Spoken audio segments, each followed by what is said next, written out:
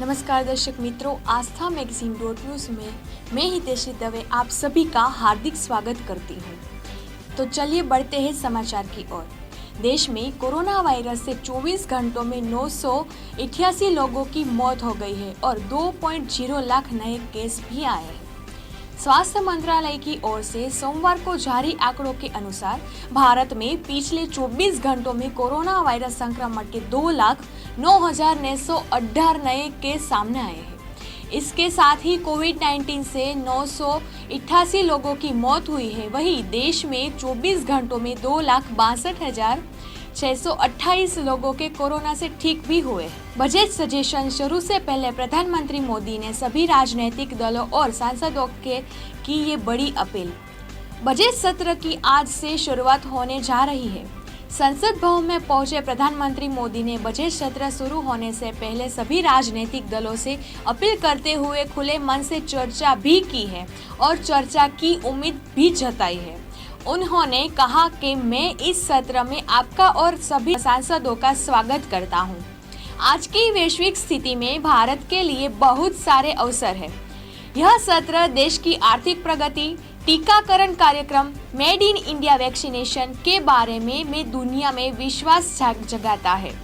PM Modi ने आगे कहा है कि मैं आशा करता हूं कि सभी राजनीतिक दल से सभी सांसद खुले रूप से उत्तम चर्चा कर देश को प्रगति के रास्ते में ले जाने में मदद लेंगे। बजट से पहले बाजार की शानदार शुरुआत, बैंक और आईटी शेयरों में तेजी भी दिखाई दे रही है।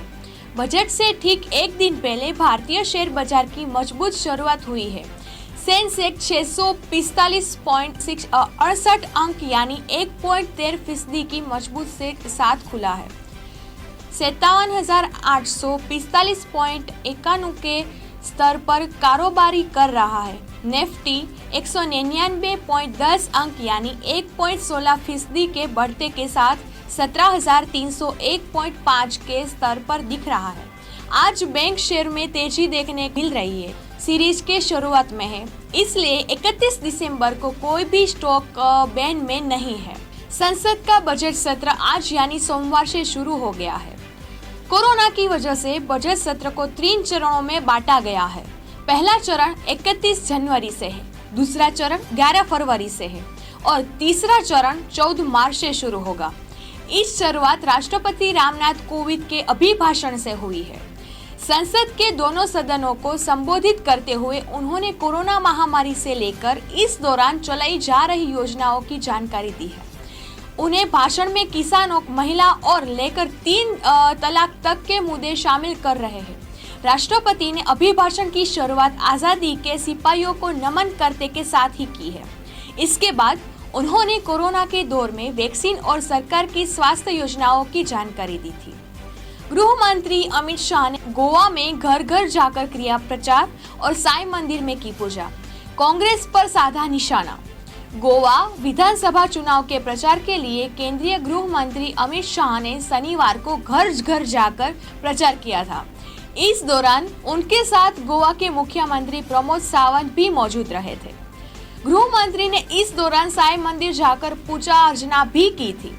प्रचार के दौरान उन्होंने कांग्रेस को जमाकर निशाना साधा था और गोल्डन गोवा बनाने का वादा भी किया था। इकोनॉमिक सर्वे रिपोर्ट 2022 सनद में पेश FY 23 के लिए जीडीपी ग्रोथ 8.5 रहने का अनुमान लगाया गया है। बजट से पहले आज सनद में इकोनॉमिक सर्वे रिपोर्ट पेश किया गया है।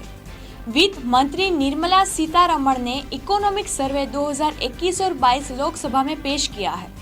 इकोनॉमिक सर्वे में वित्त वर्ष 2023 के लिए रियल जीडीपी ग्रोथ से 8.5% रहने का अनुमान जताया गया है। राष्ट्रीय सांख्यिकी ब्यूरो ने जीडीपी ग्रोथ के लिए 9.2% पर रहने का अनुमान लगाया था।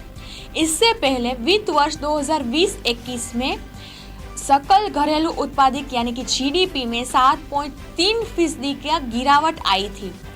रॉयटर्स के मुताबिक सर्वे में कृषि सेक्टर की ग्रोथ के 3.9% पर रहने का अनुमान जताया गया है। यूरोप में मलिक नाम के बर्फीले तूफान का कहर, जर्मनी और डेनमार्क सहित कई देशों में मची तबाही।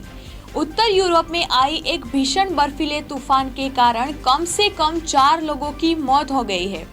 तूफान के कारण कई मकान और कारें क्षतिग्रस्त हो गए हैं। कुछ पुलों को बंद कर दिया गया है और हजारों घरों की बिजली आपूर्ति भी बाधित हो गई है। इस बर्फीले तूफान को मलिक नाम दिया गया है और रविवार को यह नॉर्डिक क्षेत्र के ओर बढ़ गया है। इसके परिणाम स्वरूप डेनमार्क, फिनलैंड, नॉर्वे और स्वीडन में तेज हवाओं के साथ भारी बारिश और बर्फ की बारिश भी हुई थी।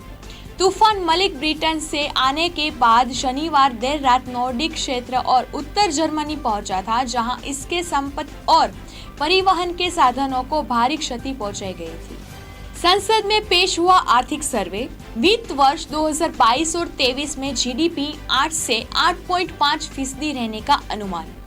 आज संसद के बजट का सत्र की शुरुआत हो चुकी है और राष्ट्रपति रामनाथ कोविंद के अभिभाषण के साथ इसका आरंभ हो चुका है। राष्ट्रपति के अभिभाषण के बाद लोकसभा में आर्थिक सर्वे प्रस्तुत हो चुका है। आर्थिक सर्वे मौजूदा वित्त वर्ष में सरकार के कामकाज का अर्थव्यवस्था पर एक असर हुआ है।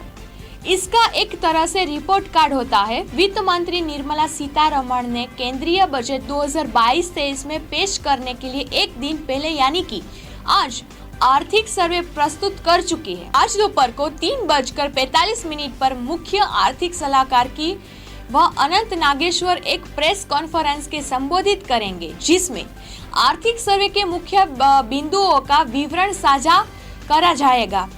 कल 1 फरवरी को वित्त मंत्री निर्मला सीतारमण का बजट 2022-23 को प्रस्तुत करेगी।